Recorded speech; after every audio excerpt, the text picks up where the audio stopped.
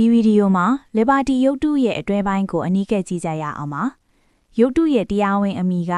Liberty Enlightening the World ဖြစ်ပေမဲ့ဒီနေ့မှာတော့ Liberty ရုပ်တုလို့လူသိများပါတယ်။1886ခုနှစ်မှာပြင်သစ်ပြည်သူတွေကအမေရိကန်ပြည်ထောင်စုကိုလက်ဆောင်ပေးခဲ့တာပါ။ဥရောပကိုအနီးကပ်ကြည့်ရင်ဒီမှာပြင်သစ်နိုင်ငံဖြစ်ပြီးသမုဒ္ဒရာတစ်ဖက်မှာအမေရိကန်ပြည်ထောင်စုရှိပါတယ်။ Liberty ရုပ်တုကအရှေ့ဘက်ကမ်းရိုးတန်းမှာရှိပါတယ်။အနီးကပ်ကြည့်ရင်နယူးယောက်ပြည်နယ်နဲ့နယူးဂျာစီပြည်နယ်ကိုမြင်နိုင်ပါတယ်။ပြည်နယ်နှစ်ခုကြားထဲမှာတော့နယူးယောက်စိတ်ကမ်းလို့ခေါ်လေးရှိတဲ့ Upper B ရှိပါတယ်။ Liberty ရုပ်တုက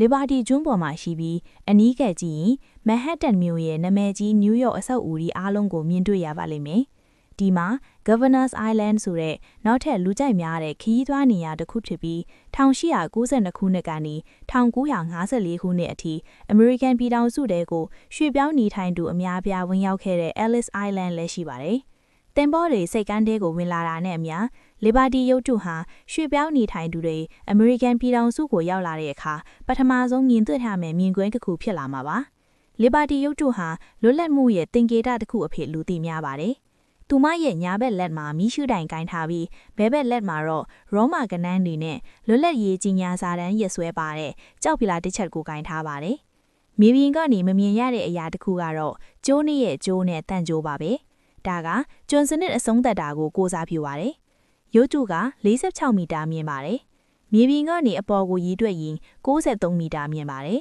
။အဲ့ဒါကအထက်20ရှိတဲ့အဆောက်အဦလောက်မြင်ပါတယ်။ရုပ်တုရဲ့ခြေချောင်းကြီးနဲ့နိုင်ရှင်ရင်လူတယောက်ရဲ့အရွယ်အစားကဒီလိုပါ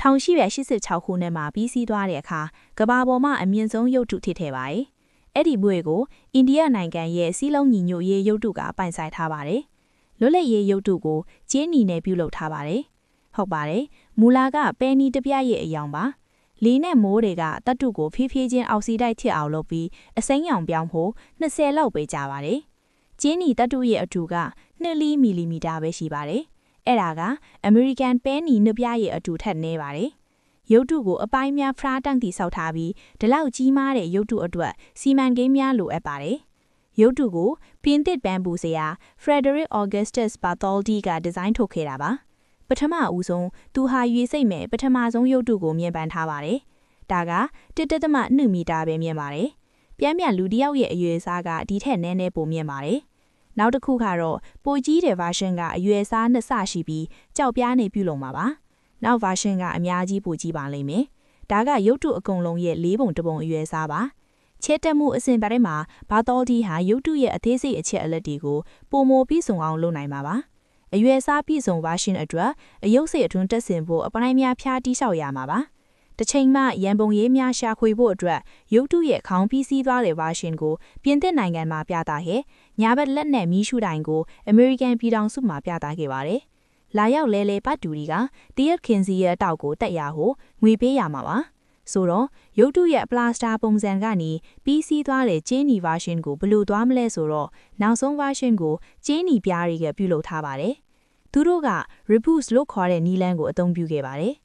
ဒါကဘယ်လိုအလုပ်လုပ်တယ်လဲဆိုတာဒီမှာရှိပါတယ်။သူတို့ကရုပ်တုရဲ့အရွယ်အစားပြည့်စုံပလာစတာပုံစံရဲ့အစိတ်ပိုင်းတွေကိုယူပြီးနားမှာတစ်မိုးတစ်ခုတိဆောက်ပါမယ်။ပြီးရင်ကျင်းနီအစိတ်ပိုင်းတွေကိုပုံထွဲဖို့အသုံးပြုပါမယ်။တစ်မိုးရဲ့ပုံစံနဲ့ကိုညီတဲ့အထိထုံလုပ်ပါမယ်။အဲ့ဒါနောက်သူတို့ကကျင်းနီကိုအတွင်းမှာတန်ကြိုးတွေနဲ့ထောက်ခံထားပါမယ်။အခုဆိုရင် Liberty ရုပ်တုရဲ့ပြီးစီးသွားတဲ့အစိတ်ပိုင်းတစ်ခုကိုရရှိပါပြီ။ဒီအစိတ်ပိုင်းတွေကသူတို့ရဲ့ကိုယ်ပိုင်အလေးချိန်ကိုမြဲတမ်းခံနိုင်မှာမဟုတ်ပါ။ဒါမှထောက်ခံမှုစောင့်နေမှုလိုအပ်ပါတယ်။ဒါကို Gustav Eiffel ကဒီဇိုင်းထုတ်ခဲ့တာပါ။သူ့နာမည်ကိုသင်ရင်းနှီးနေပုံရပါလိမ့်မယ်။နှစ်များစွာကြာတဲ့အခါသူဟာပြင်သစ်နိုင်ငံပါရီမြို့မှာရှိတဲ့ Eiffel များရဲ့ဒီဆောက်ဖို့မှာလဲဆက်လက်ကူညီခဲ့ပါတယ်။ Liberty ရုပ်တုရဲ့အလဲမှာတန်တိုက်တိုင်းရှိပါတယ်။ဒါကို Liberty ရုပ်တုရဲ့ကြောလျိုးလို့ယူဆလို့ရပါတယ်။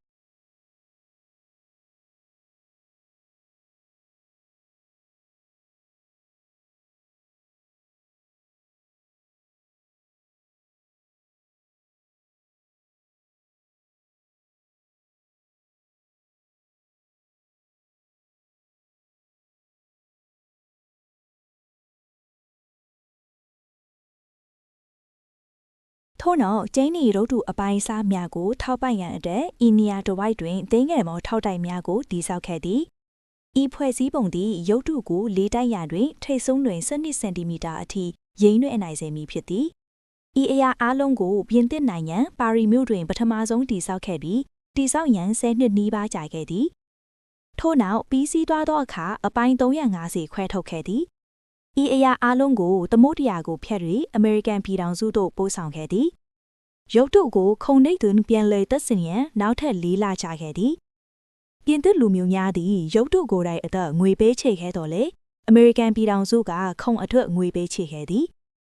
1886ခုနှစ်တွင်ရုပ်တုပြီးစီးသောအခါ၎င်းကို Bedloes Island ဟုခေါ်တော်လေယနေ့ခေတ်တွင် Liberty ကျွန်းဟုခေါ်သည်Liberty ရုပ်တုကိုနှစ်ပေါင်းများစွာပြန်လည်ပြုပြင်မွမ်းမံမှုအချို့ပြုလုပ်ခဲ့သည်ဤပြုပြင်မွမ်းမံမှုများတဲ့ကတစ်ခုကမီးရှူးတိုင်ဖြစ်သည်၎င်းသည်ပျက်စီးသွားပြီးမိုးရေရိုးစိမ့်နေသည်၎င်းကို1980ပြည့်လွန်နှစ်များတွင်အစားထိုးခဲ့သည်မူရင်းမီးရှူးတိုင်ကိုယခုထိပြသထားဆဲဖြစ်သည်ဗီဒီယိုတွင်နောက်ပိုင်းတွင်မိသည့်နေရာတွင်ပြသမည်ကိုကျွန်ုပ်ပြသပါမည် Liberty ကျွန်းတို့သွားရန်တင်ဒီရေကူးကျွမ်းကျင်စောမဟုတ်ပါကကုတိုသင်္ဘောပြင်သွားရမည်ဖြစ်တော်လေကျွန်ုပ်အကြံပြုလိုသည်မှာထို့သောမဟုတ်ပါကုတိုသင်္ဘောသည်နေရာနှစ်ခုကထွက်ခွာသည်၎င်းတို့မှာ New Jersey ရှိ Liberty State Park နှင့်ရုပ်တုရအောက်ခြေကကျဲပုံတရံနဲ့တူပါတယ်ဒါက Fort Wood လို့ခေါ်တဲ့စစ်စခန်းဟောင်းရဲ့အကျွင်းကြံတွေပါ1800ပြည့်လွန်နှစ်တွေအစပိုင်းမှာအသုံးပြုခဲ့ပေမဲ့အခုတော့ Liberty ရုပ်တုရအောက်ခြေထူနေပါတယ်ဒီအပိုင်းကို pedestal လို့ခေါ်ပါတယ်pedestal လက်မှတ်ဝဲရဲ့အခါရုပ်တုရအောက်ခြေကနေရှူကင်းကြည်စံအထိဘယ်နီယမ်ဆိုသွားလို့ရပါတယ်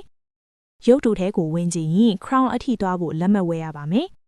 ဒီလက်မှတ်တွေကတစ်ခုကိုရဖို့နည်းနည်းခက်ပါတယ်ပုံမှန်အားဖြင့်ရက်တပတ်တာအနှဲငယ်ဒါမှမဟုတ်လအနှဲငယ်ကျူးတဲမှယူရပါတယ်ရုပ်ထုရဲ့အတွင်းပိုင်းကိုရောက်ဖို့ဒီကနေဝင်မှာဒီတကားဒီကို Centennial Doors လို့ခေါ်ပါတယ်အထဲကိုဝင်ဖို့ pedestal လက်မှတ်ရှိရမယ်ဆိုတာမမေ့ပါနဲ့pedestal lobby ထဲကိုဝင်ဖို့ဒီကနေဝင်မှာ Liberty ရုပ်တုရဲ့အမူလမီရှူတိုင်ဟာအလဲဘဟုံမှာရှိခဲ့ပူပါတယ်2019ခုနှစ်မှာပြတိုက်ဖွင့်လှစ်တော့အခါမီရှူတိုင်ကိုအဲ့ဒီသို့ရွှေ့ခဲ့ပါတယ်ဒါကြောင့်အခုစင်ပြင်းရဲကန်ကပြန်ဖွင့်သွားပါသည်ပြတိုက်ဟောင်းကဒီနေရာမှာပဲရှိခဲ့ဘူးပေမဲ့အခုတော့အရာအားလုံးကိုပြတိုက်အသစ်ကိုပြောင်းရွှေ့သွားပါသည်အခုစင်ပြင်းအထုပ်ကိုသွားရမည့်အချိန်ရောက်ပါပြီရွေးချယ်စရာနှစ်ခုရှိပါတယ်ဓာတ်လေကားကဒီမှာရှိတယ်ဒါမှမဟုတ်လေကားကဒီမှာရှိတယ်စင်ပြင်းထိပ်ကိုလေကား192ဆင့်ရှိပါတယ်ဒီထဲမှာတက်ဖို့လေကားတွေကိုမြင်နိုင်တယ်တစ်ဖက်မှာပြန်ဆင်းဖို့လေကားတွေကိုမြင်နိုင်ပါတယ်စင်ပြင်းထဲမှာအထက်9ရက်ရှိပါတယ်ဒါက 1P 2P အပေါ်ဆုံး 7P အထိပါ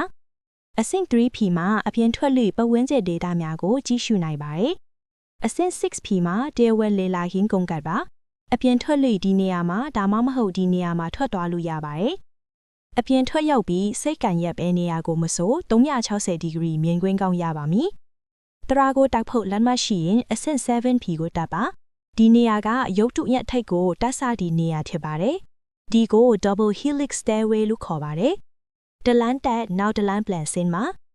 ဒီလေကားတွေကအထောက်ကူဖွဲ့စည်းပုံရဲ့အလယ်မှာတနည်းကြီးပါဒီမှာနေရာသိမ့်မရှိပါဘူးအမြင့်ကိုမကြောက်ကူလို့မျောလင့်ပါတယ်